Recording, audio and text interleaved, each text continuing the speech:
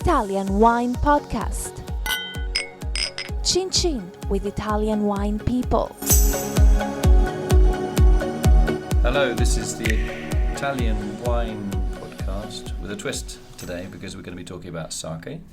We're going to be talking to Marco Massarotto, whose company is called La Via del Sake, which is the Sake Road, I guess, is that right? The way of sake is a Japanese way dough concept. Okay, so how did you get into... let's start. Where are you from in Italy, first of all, and how did you get into sake, and why have you become such a fanatic for sake, and why do you want to spread the word? Well, I'm originally from Veneto, so close to here, half from Venezia and Bassano del Grappa, but mostly I'm from Milano, where I live and work. And during my business trips to Japan, thanks to Melinda Jo, which is a very famous sake journalist based in Tokyo, I went to a food tasting and found myself in front of a wooden barrel with square wooden glasses with no idea what was inside. My idea of sake at the time was, like most of the people, that sake is a hot liquor you drink for digestion, which is almost all wrong. And when I saw this, given my Veneto roots, I just drank without asking. So I took this square cup and had a sip. And then I asked Melinda, what is this? It's so good, it's so fresh, floral, fruity. And she told me, it's sake. And I was like, oh, but sake is a hot liquor. So I've been frowned by her. And so we discussed all nights the misconception about sake, how little people know about sake. And imagine that in Milano, the first cuisine eaten by the people after the Italian cuisine is Japanese cuisine. And we are the land of wine. So in Milan, which is Italy's almost industrial or business capital. Yeah, 600 or 700 Japanese restaurants. Really? Yeah. Not all are run by Japanese, but they are Japanese food. And the people doesn't understand the difference. So what happened, because now it's getting better, is that Italian people were going to dinner at a Japanese restaurant and speaking to a Chinese owner and asking a hot sake after dinner. Nobody knew anything about that, so they convinced each other that was the way to drink it. I mean, we can drink hot sake in some conditions, but it's not a liquor, it's not a distill, it's a fermented product. So what is it made from? It's made from rice. So just to finish the story short, after that I decided to start my association to share this story, the story of the product, the story of the trade, the story of the craftsmen and the makers. And the sake is made by rice. It's a fermented beverage made with fermented rice. It's a process midway between beer and wine, and the finishes with 15 degrees. So it's by every mean a product that should stand in the shelf of beer and wine. So 15% alcohol? Yeah. Are you allowed to dilute it or not? Is that considered very bad etiquette?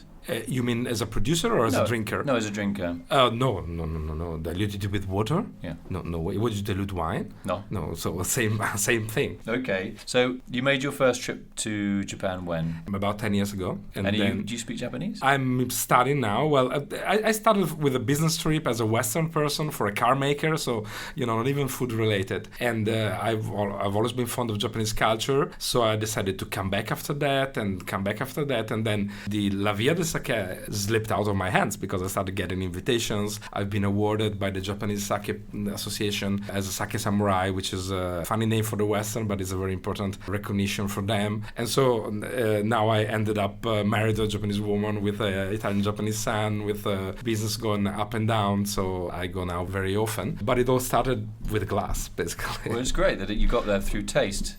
Yeah, isn't it? Wasn't about the history or even the culture. It's actually something that you tasted, that you loved, that you found interesting, and that you've really followed. Yeah, absolutely. So overall, we talked about Milan. What about the sake scenario in Italy at the moment? Is it growing? Where is it growing, and why is it growing? It is growing. The sake export is growing. It's very small compared to the national sake production. It's 2 or 3%. So that is a critical number. Critical because sake declined in the consumption internally as wine did in Italy because of a lifestyle change. In Japan, you're talking about? Yeah. In Japan, the sake internal consumption declined. And so the numbers of producers declined.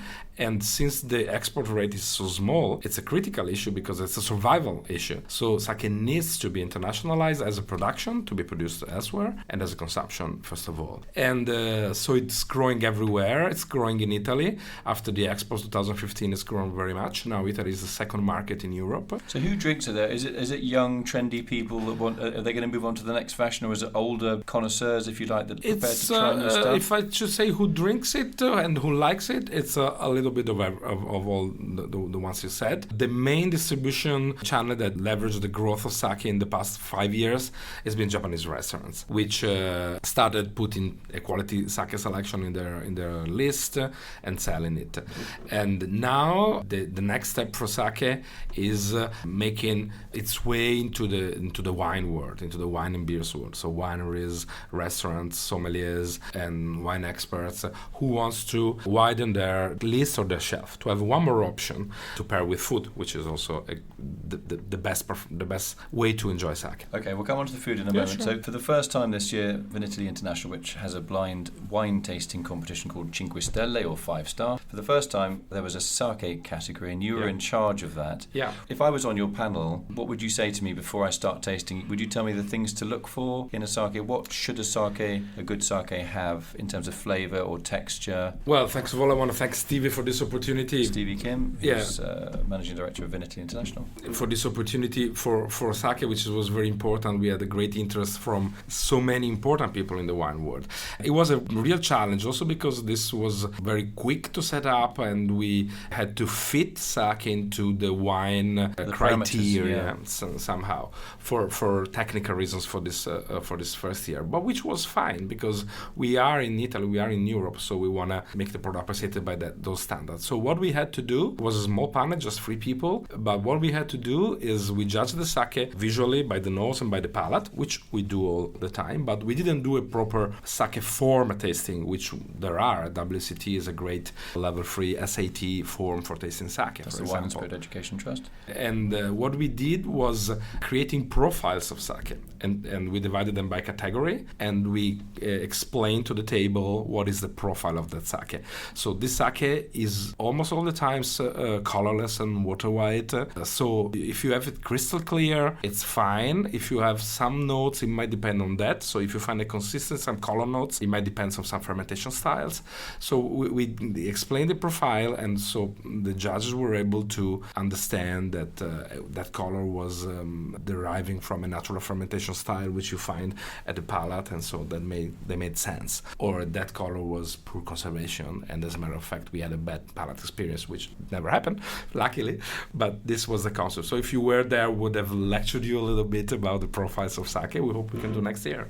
So there's this thing about making these orange wines, these white wines that have skin contact, made like red wines. Is that happening with the rice wines as well, the sake wines as well? Is that when you said about the colour, you said some wines had a colour from... No, the colour might... Well, we tend to think the sake is colourless, but I would say that 40% of the sake, or even more, has a light colour or some colours. Well, light yellow, light green? It's a light lemon green, pale lemon green, and then it gets up to gold and amber for the aged sake. How long do they take? A sake that's made to age, how long does it take to develop its colour? Because obviously wine changes colour. I'm sorry if I answer, it depends, but it's the typical answer for sake. It depends, because the sake aged 5 to 10 years at -5 degrees temperature, which don't evolve in color. They're completely colorless, but they taste like dried fruit. So the flavour changes rather than the colour? Yeah, exactly. Usually you call it koshu, which means aged sake, after 2 years in the tank. The first 1 year in the tank, 6 months to 1 year, is called maturation. It's a standard phase of the production. If it stays in the tank 2 or more years, there's no rules for that, but they usually start calling it koshu. And after 3 to 5 years, it starts evolving in color, and then it gets to amazing colors and amazing flavors. We had at the Milano Sake Festival a tasting of the vertical 5, 10, 20, 30 years old sake, which was really unbelievable. But color, just to finish quickly, might depend on the fermentation style. So if you make a natural lactic acid fermentation, or if you make a low rice polishing ratio, so you keep the rice almost integral and unpolished, that would affect in an important way the color of sake. The husk around the rice, is that what you're talking about? The husk gets removed in any case, but then you might ferment sake, so that brings the rice grain to around 90%, what they call seimai-buai polishing ratio. 90% is what is left. You took away just the external 10%. If you brew sake with that type of rice, so unpolished, let's say, you would have a sake that might easily turn to a yellow color or a gold color, very rich in umami, what they call the Japanese, because they have lots of proteins that get converted into amino acids. But if you polish the sake and they manage to polish down to 1%, 1% or up to 1%, but it means a small 1% ball of a starch, nothing else. Then you have a completely different fermentation, very slow, very cold, and very fruity, because the yeast gets in a survival limit condition, so it starts developing different alcohols and esters. So we're getting really technical now. Well, it's fun. I mean, what you're saying, I mean, if we didn't know what we were talking about, I mean, I don't know what I'm talking about in this interview, but you do. But the last little bit, I think, he's talking about wine, this guy. He's saying all the language of wine you're coming out with. Yeah, well, I can say those things in Japanese, and it sounds so familiar, but as I told you at the beginning, the fermentation process of sake is a midway between wine and beer. Why midway between wine and beer? Just for the reason that in wine we ferment fruit, in sake we ferment cereal, rice, like in beer. And the difference with beer is that barley malts naturally because of the germ, while in sake the germ is removed, so the saccharification, the sugar, comes from parallel fermentation done by a mold called koji, Aspergillus oryzae, which eats the starch and transforms it into sugar, and this happens in the tank together with. When you say a mold, you talk about, is it a fungi? Yeah, fungus. Yeah. So rather than a yeast, in wine we have the yeast. No. In sake we have the yeast, but the yeast eats sugar and transforms into alcohol. And so that's what. So it's the fungi that create the fungus sugar. Creates sugar from starch, and then the yeast ferment that. It's that sugar and transforms into alcohol. So it's a chain. So and it's called multiple parallel fermentation. So it's called multiple parallel fermentation. The sake fermentation is probably the most complex fermentation in alcoholic beverage. I was just about to say that sounds extraordinary. Well, it's done by the Japanese, so no surprise, and they can handle precision. It's very complex because you have to handle the fungus, the koji, not going too fast in producing sugar and not going too slow. If everything goes very fast, or it depends on the fermentation style you want to have. So the sake that you want everything to rush, the rice to melt, lots of sugar to be produced, and close the fermentation in 2 or 3 weeks time, and because you just want to save and make a table product or a carton product. So in wine we have, obviously, you could broadly say there are 3 styles of producers. There are the huge multinational behemoths who just churn it out. You have the tiny artisans with small hectares, mainly making for local consumption, either in their family or the local village or town. And then you have kind of pretty much everybody else. Is that the same with sake? Is it something that you can make at home? Yes and yes. But you find in sake producers, there are 1,350 now. There used to be 30,000 in the 70s. They're all in Japan, except very few exceptions in a few countries. But as I told you before, 97% of the production is for internal consumption. So the old cosmos or world of wine, you find it in a microcosmos in Japan with half of the production handled by 5 big producers. And then you have very small brewers for local consumption. And in the middle you have crafts or artisan or artists or producers that make exceptional quality sake. You can brew it at home, yes, and they used to do it a lot until it got prohibited by the law at some time, just to protect and develop the market. The homebrew sake, unfiltered, very cloudy, it's called Doboroku. And there's a Doboroku festival in Iwate Prefecture, which is lots of fun. It's very uncommon by now, but it could be one of the ways sake internationalizes people, like the beer homebrewers. There could be the sake homebrewers. I don't see that coming yet, but you never know. So what's the demographic of the people that make it, these artisans? Are they like young 18-year-olds that are full of the joys of sake, or are they grizzled old men and women that are making sake like their grandparents used to make? It's family-based business, and it's very generational. So, as often happens in Japan, in industries and in companies, you have the shacho, the owner of the company, the president, that is running it until his son is mature enough to handle the business, and until he's tired enough to just pass in an old wise position. Many breweries now have been taken over by 30, 40s younger generation. It's always been like that. So every 30, 40 years there's a generation change, and every generation change brings a change. So this change will probably... Internationalization sometimes started from the previous generation of ours, so the people that now are 60. Others are doing it now. But also the product might change because most of the breweries now produce what is called futsushu, which is table sake, which is less appreciated by younger generations. So, why? Well, because... Is it more rustic, or is it less pure tasting? It's very ricey tasting, very simple, not complex, not fruity, not delicate. So it's a table sake our grandfathers used to drink. Well, I like it, I must say. Sometimes I go to convenience stores in Japan and had an hamburger and futsushu, and it's great. And it's much better than table wine somehow, because the sake is very simple, it's not low acidity, low fruitiness, so you can make a decent or good product making a basic product, which is more difficult for wine. But let's say less competitive product in modern markets, so the new generation tend to evolve to premium sake. So what is the etiquette when you drink sake? Do you just knock it back in one, or do you smell it or sip it very slowly? How does it work? There's a lot of options about the vessels you can drink it in, but basically you drink it like wine. You don't drink it all, not even when it's in the small cups, the ochoko. It's in the small cups because you want to drink a little bit, and so you sip it little by little. The Japanese, well, it depends where you are, of course, but you don't do toasts or shots because you don't do it with wine. It doesn't make any sense.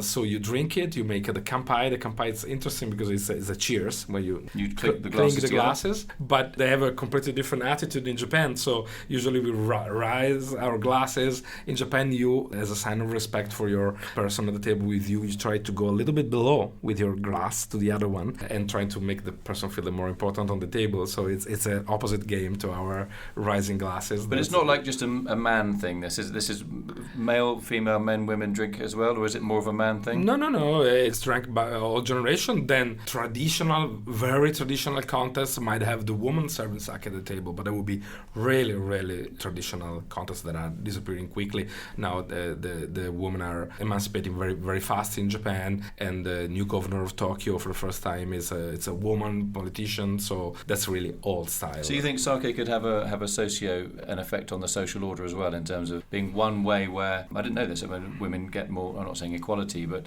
is that right? Or well, sake is still very traditional, so you might find in sake... When you say traditional, do you mean very male? Traditional, I mean heritage of Japanese traditional culture. So it might be bringing innovation because of renewal, but it might also bring very traditional scheme regarding to gender equality. So it's not difficult to find in sake the image of woman pouring, so that might be read as an old-style traditional image, but at the same time, it's an icon of Japanese aesthetics, so it's very difficult to judge when it comes to Japan for these things. And finally, tasting is more and more evolving with the food matching. We're speaking a little bit before. There's a Japanese proverb which says Nihonshu wa ryori o erabanai, means the sake, Nihonshu, Japanese sake, never fights with food.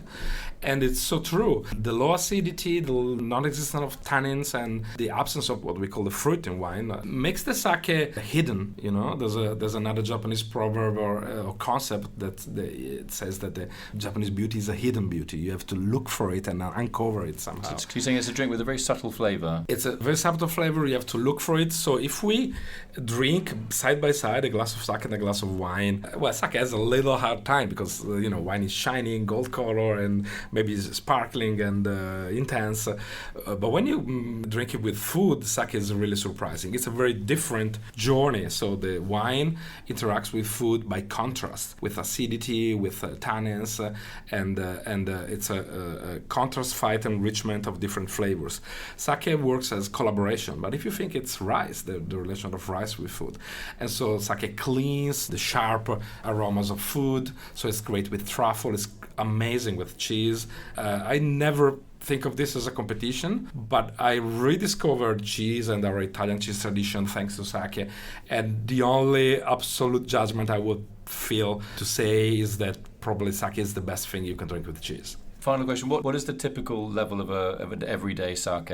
So wine, we're talking anywhere between 7% and 15% for a normal wine. Level, you mean alcohol? Yeah. Well, sake goes from 12 to 16, 17. 12 and 16, 17 are extreme. So 12% sake is too light sake, and the 17 is very rare. So usually you have 13, 14 or 15 degrees. It's hard to tell the difference because it's hard to feel the alcohol in sake when you drink it compared to wine because of its hidden nature and subtle nature. And so the average would be 13 to 15 degrees. That would be most of the sake you would drink it. Marco Massarotto, absolutely fascinating. I know not the first thing, or I didn't until half an hour ago know the first thing about It's sake. a whole world to discover. So the similarities between sake and wine and the clear differences between the two. So I think next year for the 5-star tasting, I might have to switch and come on your table. You're very welcome to join us. We'd be very happy. And you're beautifully robed as well. What is the robe you're wearing? This is called the happy. So it's a blue robe with Japanese symbols on the. Well, the Japanese symbol. This is the ideogram of sake, and this is the ideogram of do. Like an ideogram. The kanji or the ideograms